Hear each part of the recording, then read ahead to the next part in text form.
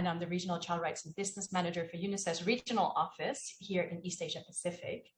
And UNICEF's work on child rights and business is grounded in our increased understanding that while our mandate is to work with government agencies and civil societies to realize and promote children's rights, we have an imperative to better understand and address the ever-increasing power and responsibilities of business. And while we've been working with the private sector for a long time in UNICEF, predominantly focused on how we could raise money for our programming, it continues to be an evolving area for us to work with business and the business ecosystem on how we can work towards more improved standards and improved business conduct as it relates to how business impact on children's rights. For the session today, I will first tell you more about the environment within which the UN CRC General Comment 16 was developed. And this means taking a closer look at the UN Guiding Principles in Business and Human Rights, as well as the Children's Rights and Business Principles. I'll then take a look at what's included in the General Comment 16, and we'll also look at some of the tools and guidance that exist in support of its use, adaptation, and implementation.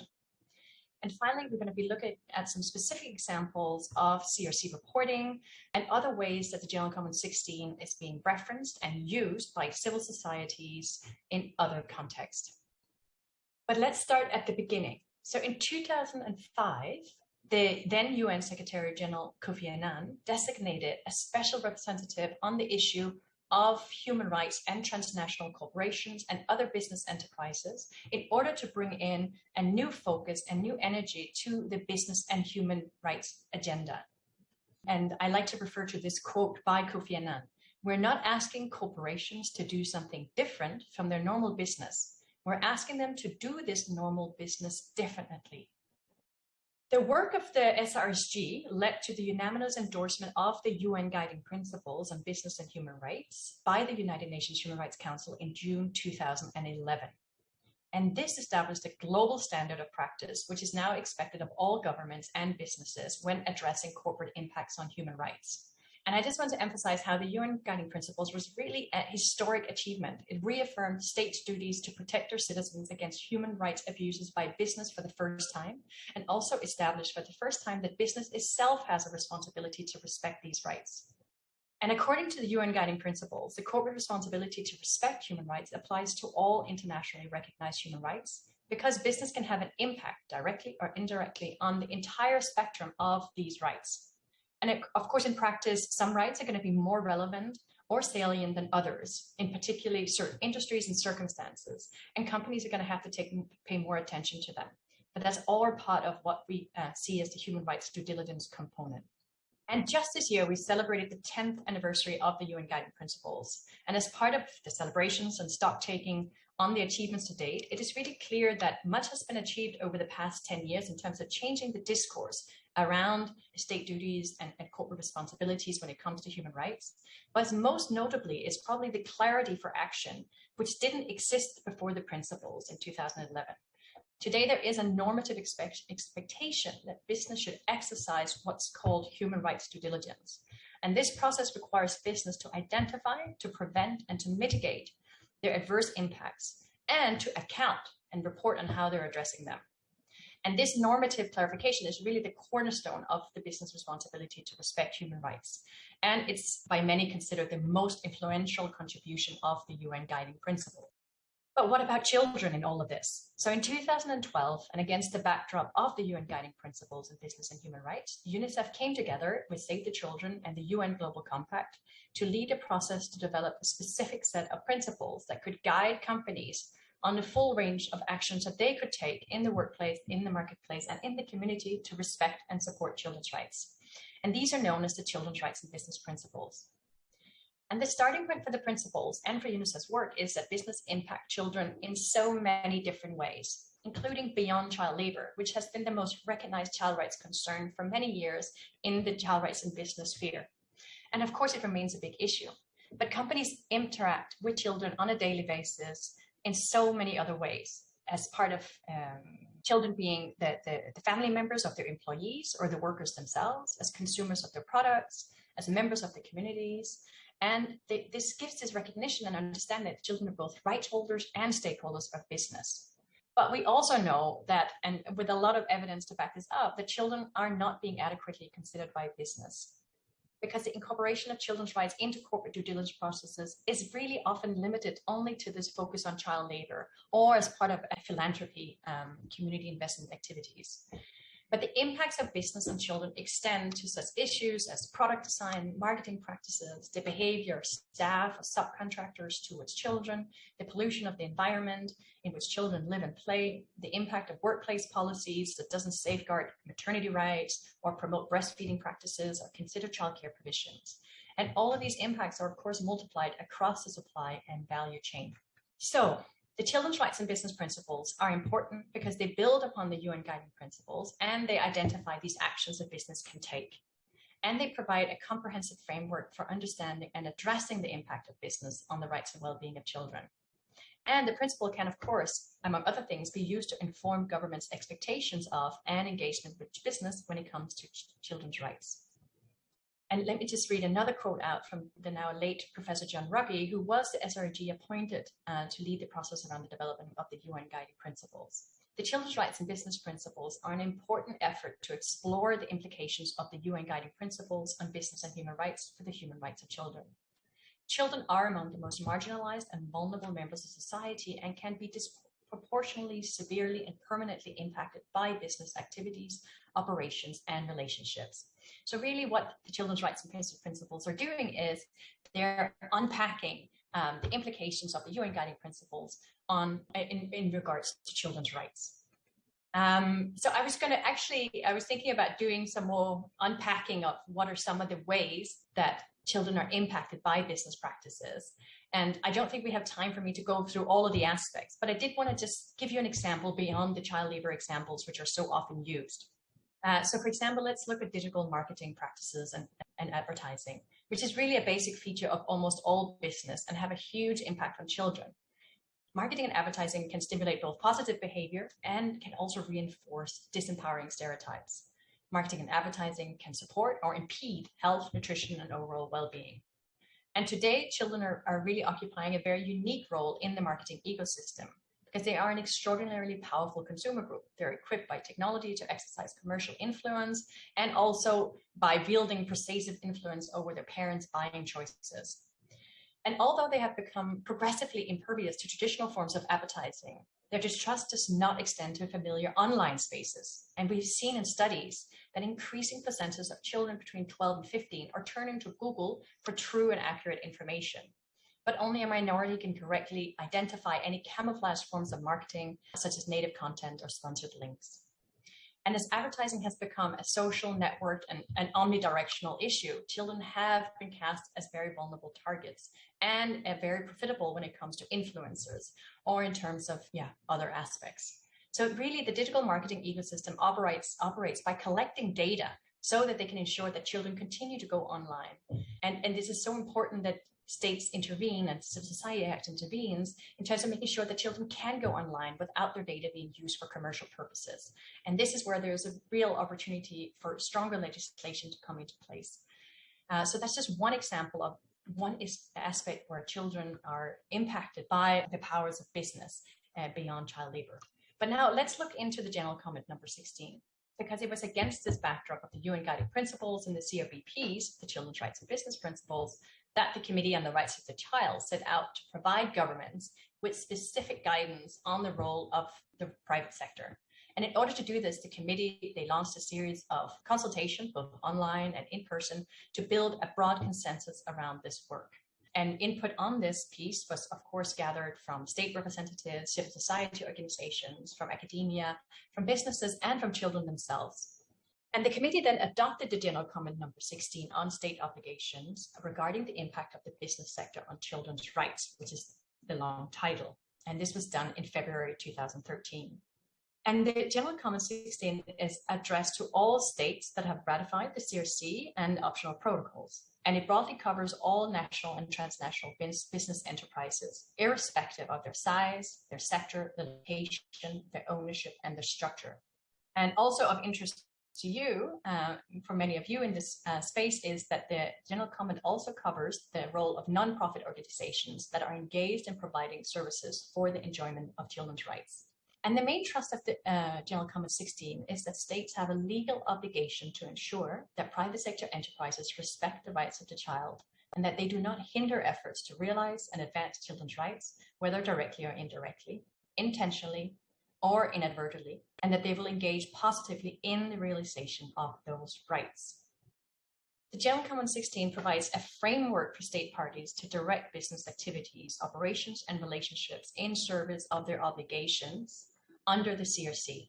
So the General Comment serves as a tool to draw attention to business impact on children's rights.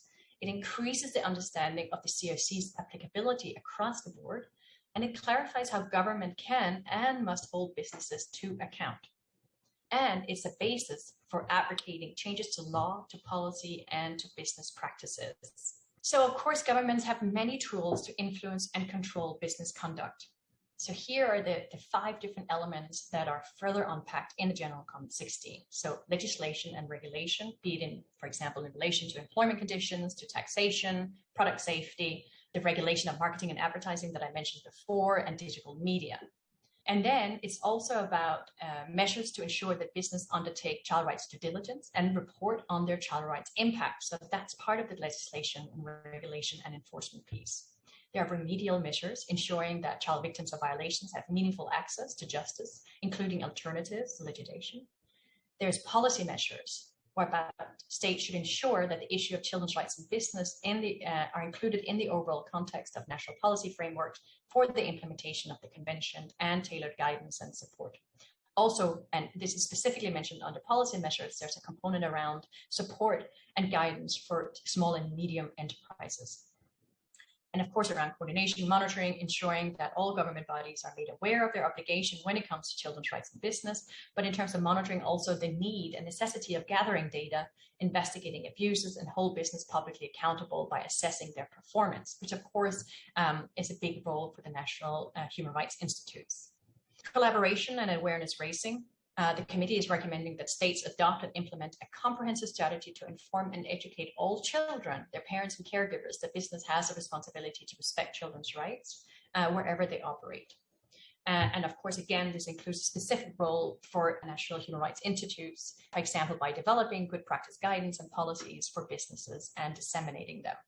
And I won't go into much detail around the obligations that are mentioned in specific contexts, but just for you to know that the General Comment 16 does spotlight that there are specific contexts, such as service delivery, aspects in relation to the informal sector, around the global operations of business. So this is interesting.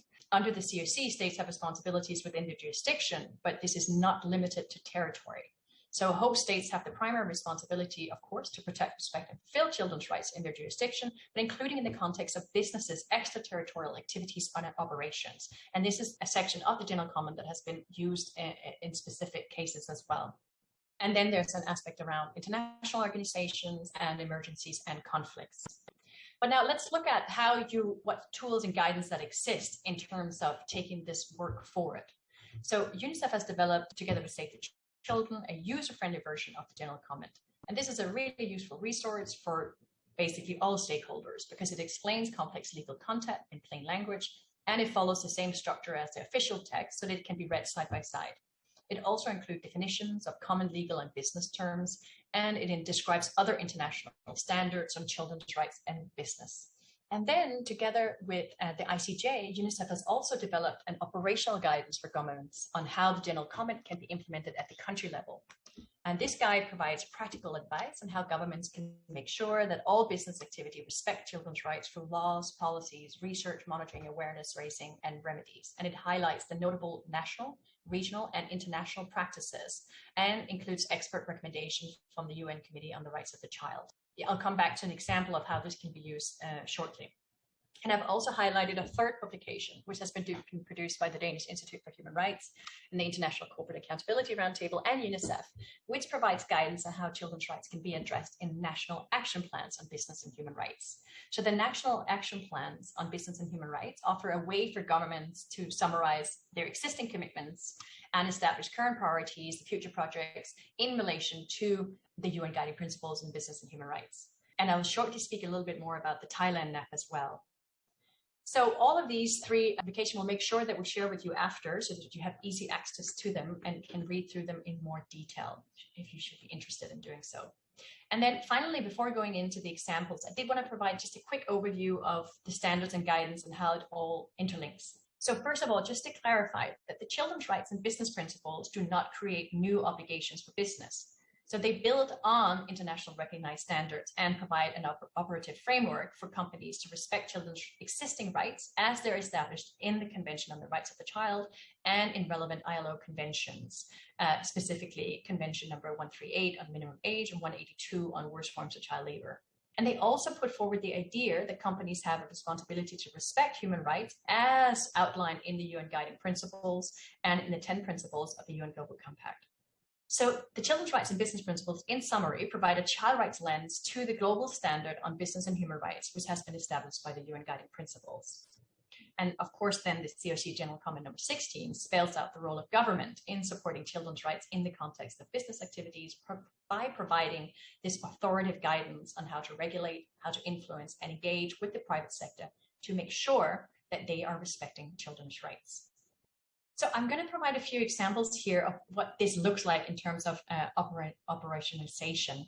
And I do have a caveat on this, is that we haven't done a lot of work in this region around General Comment 16 and how it can be used. So I'm also really hoping to hear from you if you have already done some work or that you see something that you would like to add to this agenda and into this space, ideas and suggestions. We're very open to hear from you. So, but let's see some of the examples that I know about. So as already mentioned, a lot of states following the UN Guiding Principles began to set out their intention to implement the UN Guiding Principles by developing and adopting policy strategies, which are known as National Action Plans in Business and Human Rights. And Thailand's first National Action Plan on Business and Human Rights was adopted by the cabinet back in 2019. And Thailand is the first country in Asia to have a standalone plan on business and human rights. And interesting enough, our UNICEF colleagues and a number of civil society organizations working on children's rights were able to do a lot of advocacy around ensuring that children's rights were included in key parts and sections of this National Action Plan. So they're specifically mentioned a reference as part of labor rights in relation to the establishment of daycare in the workplace, as part of offering tax incentives, which is something that our UNICEF colleagues are really using now as a key entry point for talking more about family-friendly policies in the workplace. It also stipulates that an open dialogue is needed with the private sector in order to set guidance on how to consider children who are affected by business operations. And children's rights are specifically mentioned as well as part of the Community Land and Natural Resource session, outlining how governments need to set regulation for the private sector to promote participation and conduct public hearing from children through child and youth council mechanisms, so that children and young people are aware and able to provide feedback on changes that may infringe on their rights. Another example I want to mention is our UNICEF National Committee in the UK, which is a child rights civil society organization, which used the General Comment number 16 in their latest report that called on the UK to introduce mandatory human rights environmental due diligence. And this was one of the key arguments that was used by the UNICEF UK office on why legislation was needed. So it can be used as part of advocacy briefs and advocacy lobbying efforts. So really specifically specifying how adhering to the General Comment 16 would allow the United Kingdom to uphold its obligation under the Convention on the Rights of the Child. And also, of course, a key element to ensure access to justice for corporate abuses. I'll also provide the links and references to these publications so that you have them as example. And then we also see now in terms of CRC reporting mechanisms, first of all, in a number of the state reports, we see that a section on children's rights in business is now explicitly included in the concluding observations. And I wanted to mention a few examples that we had, specifically, as I mentioned before, in relation to extraterritoriality in the concluding observations. We have an example from Canada, where the committee recommends that the state party establish and implement regulation to ensure that the business sector complies with international and national human rights, labor, environment, and other standards, and in particular recommending the state party to ensure the establishment of a clear regulatory framework for inter alia gas, mining, and oil companies operating in territories outside Canada to ensure that their activities do not impact on human rights or endanger environment and other standards, specifically those related to children's rights. So that was in the concluding observations of Canada. In the concluding observations from Thailand, the committee urged, sorry, I don't have to have the year in this, but the committee urged the state party to establish, implement an effective regulatory framework and take all necessary legislative, administrative, social, and other measures to prevent and eliminate child sex tourism.